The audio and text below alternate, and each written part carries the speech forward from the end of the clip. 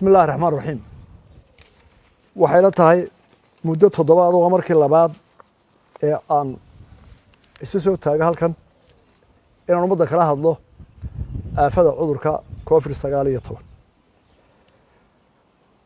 waxaan horta iska wareysanaynaa toddobadii cisho waxa isbedelay ee aynu kala maqnayn haddii hore aan wasaaradda ka hadlayay caafimaadka iyo maanta toddobada cisho waxa soo kordhay horta waxa hawl galay mashiinkii baadhayay xanuunka iskaankii baa shaqeeyey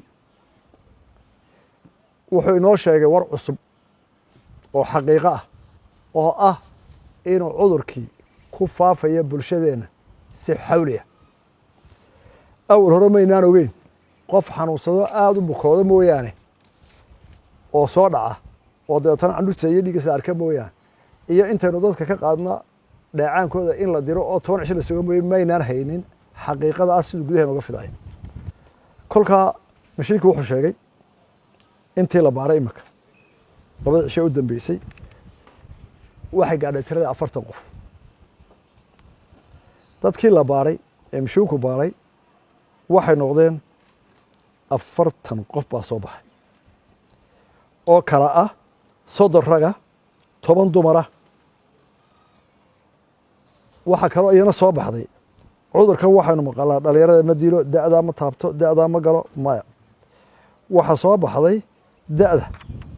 waxa ku leeyahay in loo siman yahay da'da weyn iyo da'da yarba labadaba rag iyo dumar da'da imika ugu badan ee uu dilo waa 25 konton inta u dhaxaysa halkaana waxa muuqata dadkii xoog ahaa inuu saameynayo gobolada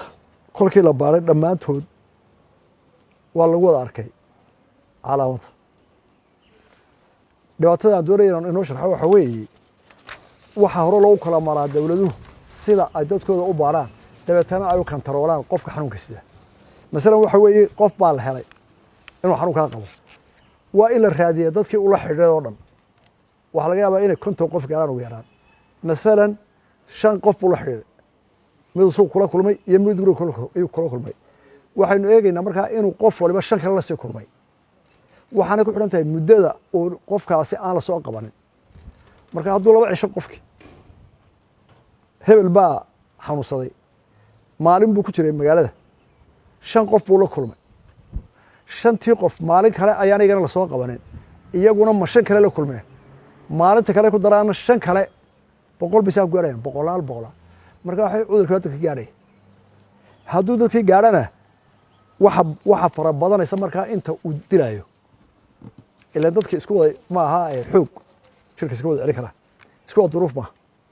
sidaa darteed dadka baalkan ka adkaaday imika Afrika iyo geeskan Afrika Djibouti baa tusaale wacana markaa taynu doonayno inuu fahmno waxa weeye maanta xanuunka aynu iska baarno inagoo caafimaad qabana aynu check samayno marka la ogaado goor hore inaad wax qabin waad ka adagtahay muddo ma dasanaysa boqolkiiba waxa laga yaabaa 2-3 qof inay ka wada kacdinta kale laakiin haddii adoo sida oo isagoyn aad dadkii wada gaarsiiso oo kii da'da ahaa iyo kii taag daraa iyo kii dee wax qabay ama uu kugu raago dhibaatadaas u keenaya waxyaalaha weli inagu jira waxa kamid ah in abiya ceebta oo la qarsada hebel koof uu qabaa wax weyn bariga oranti waa TB wax weyn AIDS war waa cudur yimid oo bini'aadamka ku dhaca marka waa inaynu dhammaanteen u heegno horta in la isbaaro ta kale qofkii og la baaray positive noqda waa inuu soo dhowro xakameeyo oo caruurtiisii walaalkii aabihii jaarkii macalinkiisii waa inaan fidmaynin saddex maadaama aynaan hayn mashiino badan oo wax baara magaalada ku dheeraan inoo olin waxa waajiba si aynu taa uga baxsanay ilaa isma hubnay 4 sano wada shaqeynaya war isma hayno maadaa sida qof walba waa suurtagal si haddaba taa loo galo af walba 3 qodob baa la isku waafaqsay kala fogaada afka xidha farxasha adduunka maanta taas ku midaysan waa sida quraha lagu yaray kara fadiisa saddexaasa inoogu muhiimsan in la yeelo cudurkani waa aafo haddii imika dagaal dhaco ama duufaan dhaco ama dab kaco qof waliba wuxuu iloobayaa dhaqasho waad iloobisaa bakhaarkaagii waad iloobisaa xawaaladaadii waad iloobisaa iskuulkaagii waad iloobisaa xafiiskaagii qofku wuxuu ku cararayaa gabaad meeluu nafta kula eerto gabaad u daydaya waar dab baa inagu soo socdo kacadhin colba ka hulaaciya xaggee ka galaabaa taala daad baa waxba qaaday xaggee buuraha anu koraa nafta kula eertaabaa taala waa dagaaloo ciidan baa ina eryanayo waa tan layna leeyahay xaggee nafta kula gabada horta kane intii oo dhan buu la noociyey waa cudur qarsoon oo aynaan arkayn oo aafaa oyna dilaya markaa nafta xaggeen kula eertaa waarseen uga badbaadnaa waa saddexdaasu kala fogaada afka xidha faraha maydha dawo kale ma leh qof waliba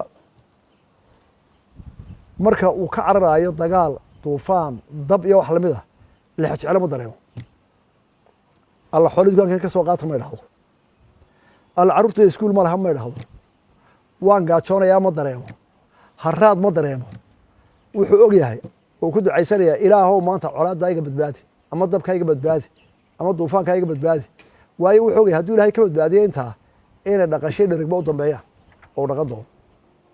kana tiibuu la midii maanta waxa ma jiraan waa iska shaqaysanaya waxa ma jiraan waxana wadaya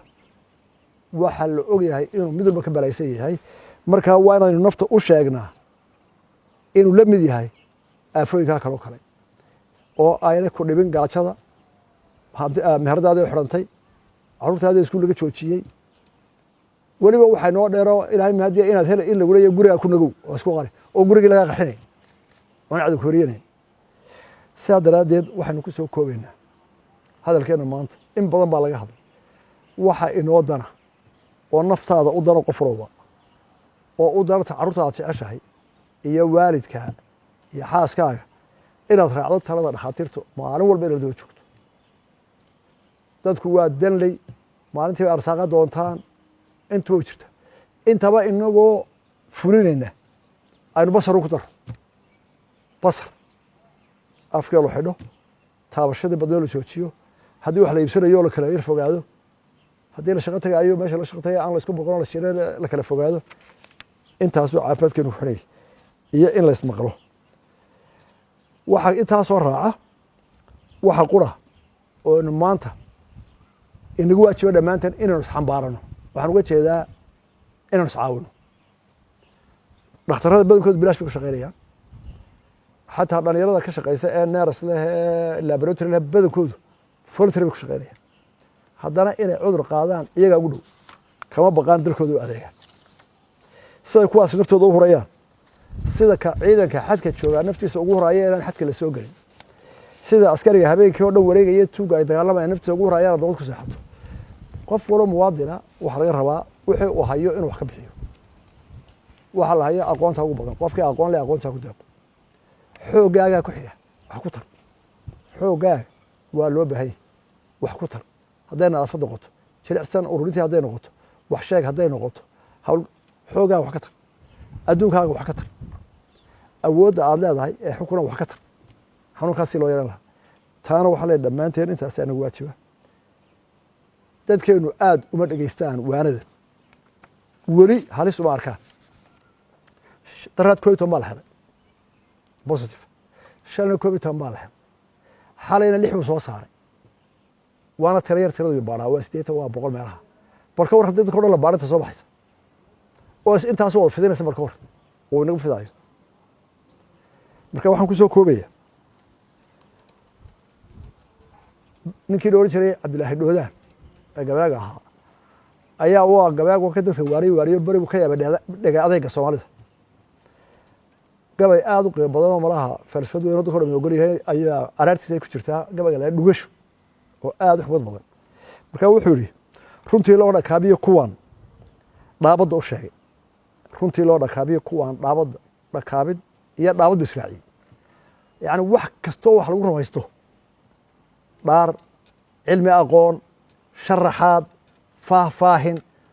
tusid runtii loo dhakaabiyo kuwan dhaabada u sheegay yaani waa hadal maxaa la yiraahdaa xaqiiqada formulada marka la dejiyo waxa la waa xaqiiqa 2 + 2 waa 4 waa scientific marka wuxuu ku leeyahay runtii loo dhakaabiyo kuwan dhaabada u sheegay ninka dhakhtarka adduunka ugu xariifsan ragga ugu xariifsan PhD miran halka jooga cudurada faafa si walba u sharxeen adduunka hore baa isku raacay maxaa ka macna ninka odhanaya iska dhaafaya mimir qaba markaa wuxuu yidhi runtii loo dhakaabiyo kuwaan dhaabadda u sheegay in dharaariyo habeen qayladan kor u dhawaaqayay waryaaraay bal dhakhtartana eeg wax qaylo ka baxaysa bal waanada eeg aroorba wasaaraddu way hadlaysa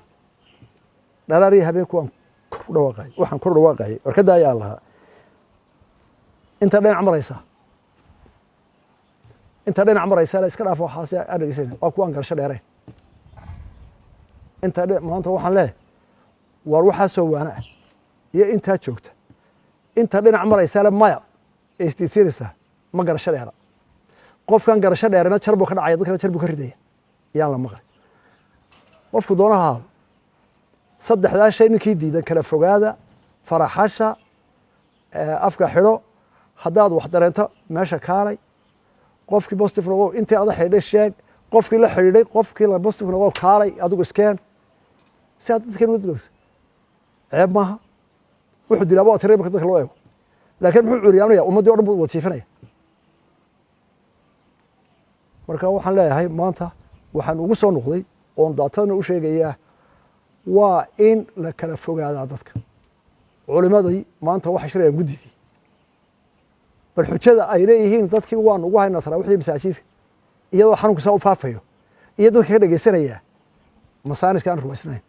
ma waxaan dhabteeda suaanay ogoleen ma dadkay xanuunka la doonayaan ma caqli kalaa maxaa dhacay waa su-aal kaloo taagan mar labaad baan ku celinaya dhalinyarada aqoonta leh waa inay hawsha ka qayb galaan way cadgelinta qodob kale jira shalay dhacay qalada tallaabo sharciya laga qaadaya waxa weeye dugsiyadii gaarka loo leeyahay qaar ka mid ah